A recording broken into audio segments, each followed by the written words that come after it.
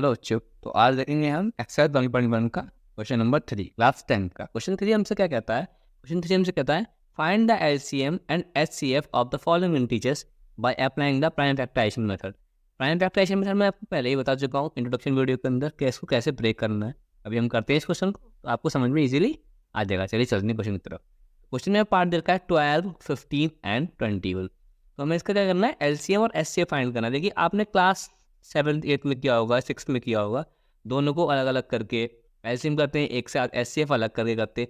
लेकिन यहाँ prime factorisation method में क्या होता है कि दोनों को एक बार में अलग कर लेते हैं और यहाँ से एलसीएम और एचसीएफ दोनों एक साथ फाइंड हो जाता है। ये आपको ज़्यादा लेंदी नहीं पड़ता, ईजी पड़ता है और शॉर्ट फॉर्म में हो जाता है इसी। तो करते कैसे हैं देखिएगा, समझ में आ जाएगा। फिर कोई दिक्कत वाली बात नहीं है, मैटर आपके साथ है, ईजी क्वेश्चन होते हैं।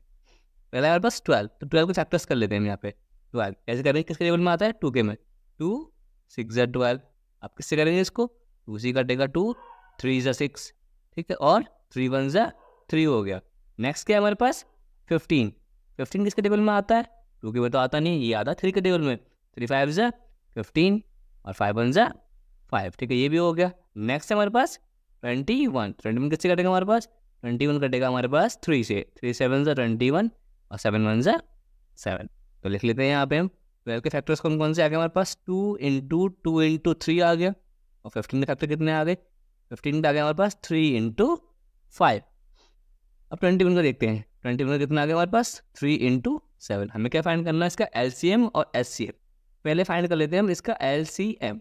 कैसे फाइंड करेंगे एलसीएम करने का?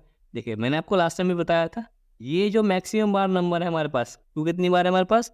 2 टाइम है। 2 टाइम ले लेंगे यहाँ पे, 2 टाइम। 3 यहाँ भी एक बार, यहाँ भी एक बार, यहाँ भी एक बार है, तो एक बार 3 को ले लेंगे यहाँ पे। 5 हमारा यहाँ पे एक बार है, 5 को ले लेंगे और फिर 7 को। ठीक है, ऐसा नहीं करना कि हम किसी भी नंबर को छोड़ देंगे। अब आप कहेंगे सर आपने 3 यहाँ क्यों नहीं लिया? मैंने कहा था जहाँ मैक्सिमम टाइम होगा और तीनों ही जगह एक बार है आपके पास, तो हम किसी एक बार वाले 3 को ले लेंगे। समझ में आ गई बात? अब इनका मल्टीप्लिकेशन कर देते हैं। 2 ज़ा 4, 3 5 ज़ा 15 इंटू 7, कितना आएगा इसका? ये 4 इंटू 5 7 से कितना होता है? 15 आता है। 15 7 से कितना होता है? ये होता है 105। अब इन दोनों को मल्टीप्लिकेशन करेंगे तो हमारा आंसर आएगा 420। ये क्या बन गया इसका? हमारे पास HCF बन गया, सॉरी LCM बन गया। अब देखते हैं इसका HCF कैसे होगा। HCF क्या होगा हमारा? ऐसे इस तरीके से HCF। HCF हमने पहले ही पढ़ के आ चुके हैं, कौन सा था? जहाँ जो कॉमन फैक्टर निकल गया था वही हमारे क्या होता है? HCF। तीनों में क्या कॉमन आ रहा है? तीनों हमारा क्या कॉमन आ रहा है? कॉमन आ रहा है 3। 3 क्या बन गया हमारा इसका? HCF। चलिए नेक्स्ट पार्ट देखते हैं, नेक्स्ट पार्ट क्या है इसका। तो नेक्स्ट पार्ट है हमारे पास इसका 17, 23 एंड 29। पहले हम किससे करेंगे? 17 के फैक्टर्स कर लेते हैं। तो 17 के फैक्टर किसके आएंगे? क्योंकि 7 तो भाई अपने टेबल से करता है, 17 1 ज़ा 17। फिर आगे कौन सा होगा? 23। 23 किससे कटता है? 23 1 ज़ा 23, ये तो किसी और टेबल में आते नहीं है। अब 29 किससे कटेगा? 29 1 ज़ा 29 प्राइम फैक्टर्स होते हैं। अब इसके हम फैक्टर्स लिखते हैं। 17 में कौन कौन से आ गए? एक 17 आ गया, लास्ट में क्या आ गया? 1 आ गया। एक 23 आ गया, इसका कितना आ गया? 23 इंटू 1। और 29 कितने आ गए? 29 का आएगा 29 इंटू 1। ठीक है, सबको सब समझ में आ गया। आप चाहे तो 1 ना लिख करके ये भी लिख सकते हैं, कोई दिक्कत वाली बात नहीं है, बात एक ही रहती है। 1 का मल्टीप्लिकेशन करेंगे सेम ही रहेगा, नहीं करेंगे तब भी सेम ही रहेगा। तो क्या फाइंड करेंगे पहले हम इसका? पहले फाइंड करेंगे इसका हम LCM। LCM देखो कितना आ रहा है?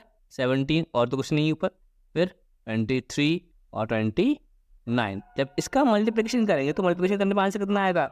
17 इंटू 23। 17 इंटू 23 करेंगे तो हमारा आंसर आएगा, तो हम 17 इंटू 23 करेंगे तो आंसर हमारा इसका आएगा 391। और आगे क्या है हमारे पास? 29। जब हम इसका मल्टीप्लिकेशन करेंगे तो इसका आंसर आएगा 11334। तो हमारा इसका एलसीएम कितना आ गया? 11334। अब बात करते हैं हम इसके HCF की। अब HCF कैसे? देखिए बहुत सारे बच्चे यही कंफ्यूज होते हैं, तो देखिए इसमें तो कुछ कॉमन आता ही नहीं है सर। अब कहेंगे तो अब इसमें हमारा HCF कितना आएगा? जिसमें कोई भी नंबर कॉमन नहीं आता। देखो हालांकि देखा जाए तो यहाँ 1 कॉमन आता है तीनों के अंदर, और इसका एक भी नंबर कॉमन नहीं आता, तो उसका HCF होता है हमारा 1। ठीक है, आप हमेशा लिख सकते हैं इसको, जिस भी नंबर में कोई नंबर कॉमन नहीं आता उसका HCF हमेशा कितना आता है? 1 आता है। ये बात आप हमेशा ध्यान रखेंगे। चलिए नेक्स्ट पार्ट देखते हैं। नेक्स्ट पार्ट क्या है इसका हमारा? हाँ, तो नेक्स्ट पार्ट है बच्चों देखो, इसका नेक्स्ट पार्ट है हमारे पास 8 9 25। अब इसका फैक्टर्स कैसे करने हैं हमें? सिंपल सी बात है, जैसे अभी कर रहे थे वैसे ही करने हैं हमें। 8 को लेंगे हम 8, 2 से 4 टाइम, 2 से 2 टाइम्स एंड 2 से 110। अब 9 का कर दिया, 9 का हमारा कितना आएगा आंसर, 9 का आएगा हमारे पास 3 से, 3 टाइम, 3 से 1 टाइम, पूरा हो गया। अब 25 का देखते हैं, 25 का कितना आएगा हमारे पास, 25 आएगा 5 से, 5 जा और 5 1 जा। तो फैक्टर्स लिख लेते हैं इसके किसके, 8 के फैक्टर्स कितने होते हैं हमारे पास, 8 के फैक्टर्स होते हैं हमारे पास 8, 2 इंटू 2 इंटू 2, 9 के कितने फैक्टर होंगे हमारे पास, 3 इंटू 3, 25 के कितने फैक्टर होंगे हमारे पास, 5 इंटू 5। अब देखिए इसका एलसीएम फाइंड करते हैं, एलसीएम कितना आएगा, तो एलसीएम इसका जो आएगा हमारे पास, ऊपर कितनी बार 2 है, 3 टाइम्स 2 है, जहाँ मैक्सिमम बार होगा वही लेंगे। फिर 3 कितनी बार है, 3 2 टाइम्स है, ठीक है। अब 5 कितने टाइम्स है हमारे पास, 5 हमारे पास 2 बार है, तो कितना आएगा, 2 2 4 और 4 2 कितना आएगा हमारे पास 8, 3 3 9 और 5 5 25। मल्टीप्लाई कर लेते हैं इसका, 8 9 से कितना होता है 72 इंटू 25, 72 और 25 का मल्टीप्लिकेशन करेंगे तो आंसर आएगा इसका 1800, ठीक है। इतना पूरा हो गया। अब देखते हैं इसका HCF कितना आएगा। तो HCF अभी मैंने आपको बताया था प्रीवियस क्वेश्चन के अंदर, जिसके अंदर कोई भी कॉमन टर्म नहीं आती, देखो ऊपर 2 आ रहा है, नीचे 3 और नीचे 5, उसका HCF कितना आता है, उसका HCF आता है हमेशा 1, ठीक है। क्वेश्चन सभी को समझ में आ गया होगा, क्लियर हो गया होगा। आप मैथ टॉक को ज़्यादा से ज़्यादा अपने दोस्तों का शेयर करें, लाइक करें और कमेंट करें। आपको किसी क्वेश्चन में दिक्कत होती है तो मैं आपको इसको सॉल्यूशन प्रोवाइड करवा दूंगा। Thank you for watching math talk. Audio Jungle.